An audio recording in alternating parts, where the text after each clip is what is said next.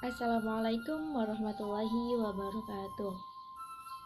Alhamdulillah, pada kesempatan kali ini kita dapat bertemu kembali dengan saya Fairutul Alawiyah yang akan menyampaikan materi Al-Quran Hadis mengenai tentang kebenaran Al-Quran yang berlaku sepanjang zaman.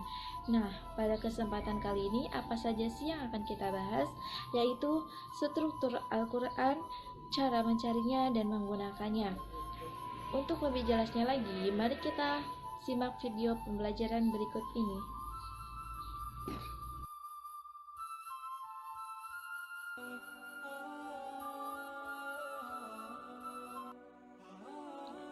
Al-Quran merupakan kitabullah yang memuat seluruh aspek kehidupan manusia beserta seluruh hal yang melingkupnya.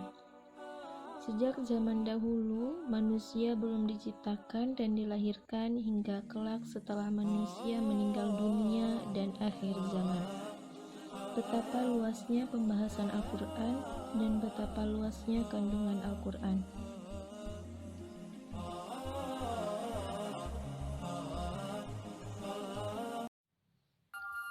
Pembahasan yang pertama yaitu struktur ataupun pembagian Al-Quran. Al-Quran terdiri atas 114 surat, 30 juz, dan 6.666 ayat. Secara umum, Al-Quran terbagi menjadi 30 bagian yang biasa dikenal dengan nama juz. Pembagian juz ini bertujuan untuk memudahkan mereka yang ingin menuntaskan pembacaan Al-Quran dalam kurun waktu 30 hari. Di dalam Al-Quran juga terdapat pembagian lain yang disebut dengan manzil, yang membagi Al-Quran menjadi 7 bagian.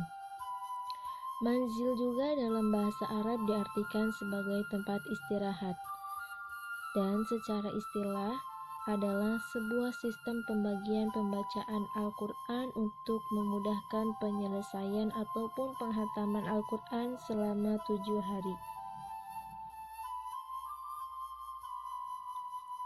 Adapun pembagian manzil diantaranya yaitu yang pertama dari juz 1 sampai dengan juz 6, dari surat Al-Fatihah hingga surat An-Nisa. Manzil yang kedua yaitu juz 6 sampai juz 11, dari surat Al-Maidah sampai surat At-Taubah.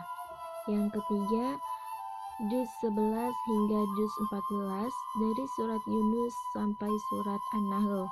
Manzil yang keempat, dari juz 15 sampai 19, dari surat Al-Isra hingga surat Al-Furqan. Manzil yang kelima, dari juz 19 sampai juz 23, dari surat Asy-Syu'ara dan surat Yasin. Manzil yang keenam, dari juz 23 sampai dengan 26, dari surat As-Saffat hingga surat Al-Hujurat.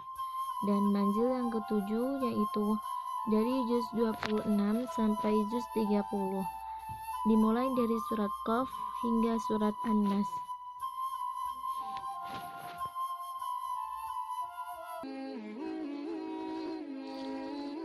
Pembahasan yang kedua yaitu perbedaan antara surat Makkiyah dan surat Madaniyah. Perbedaan antara keduanya bisa dilihat dari ciri-ciri masing-masing suratnya. Yang pertama, ciri-ciri Makkiyah, yaitu surat dan ayat yang pendek-pendek, kemudian membahas prinsip keimanan dan akhlak.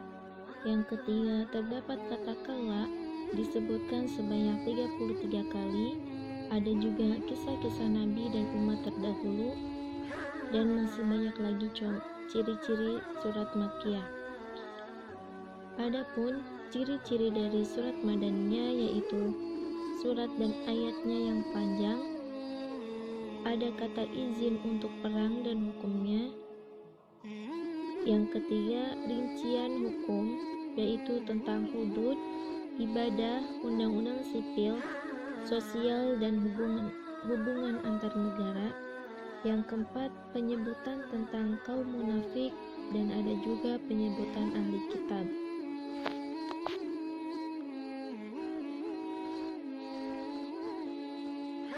Yang ketiga yaitu makro ataupun ruku.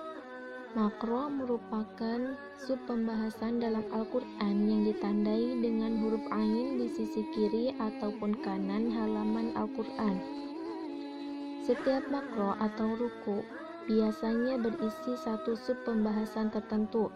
Misalnya pembahasan tentang kisah Nabi Musa alaihi salam, Nabi Yusuf, pembahasan tentang akhirat, dan lain sebagainya.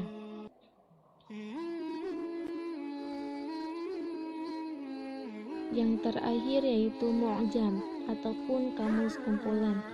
Yang dimaksud dengan mu'jam ini untuk mencari ayat-ayat yang berhubungan dengan suatu istilah tertentu, biasanya digunakan khusus di dalam Al-Quran.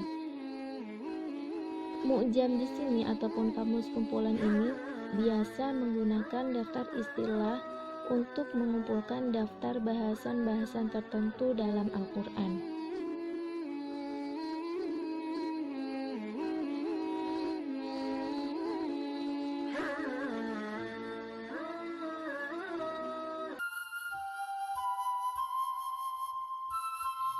Alhamdulillahirrabbilalamin.